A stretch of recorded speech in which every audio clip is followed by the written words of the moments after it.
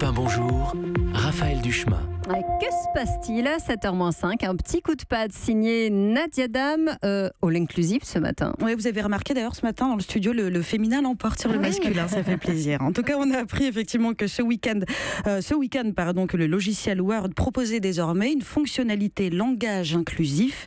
Et moi je dis pourquoi pas, même s'il proposait une option mettre des accents en majuscules sans faire CTRL-ALT-SUP-POM-Q, barre d'espace, shift, dièse, et sans avoir à se briser les phalanges pour taper tout ça en même temps sur le clavier, ça me semble aussi assez nécessaire, parce que pour être honnête, Raphaël, jusqu'à il y a peu, j'avais pas d'opinion tranchée sur l'écriture inclusive.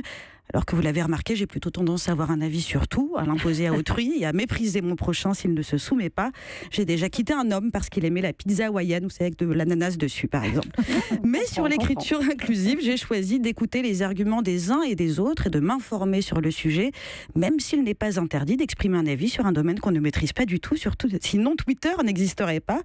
Alors je rappelle ce que c'est que l'écriture inclusive, c'est une graphie non sexiste qui permet d'assurer une égalité des représentations entre les hommes et les femmes. Et alors j'ai vérifié, il s'agit de recommandations et non de règles imposées.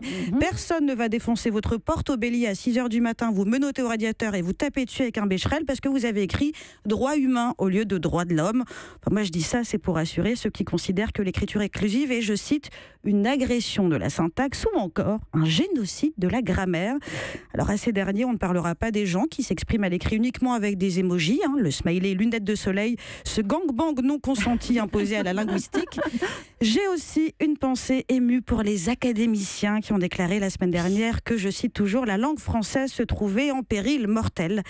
L'Académie française a donc le recul et le sens de la mesure d'un adolescent saturé d'hormones et de sébum. C'est rassurant, malgré sa moyenne d'âge de 78 ans, qui, c'est vrai, lui octroie une certaine expertise sur la fin de vie.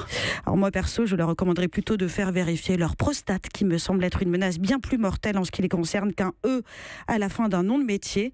Mais ça n'est que mon avis de femme, sur lequel le masculin l'emporte toujours, enfin sauf le masculin qui mange de la pizza à l'ananas, mais ça fera l'objet d'une autre chronique. Oui, à n'en pas douter. Le coup de patte de Nadia Dame. Europe 1.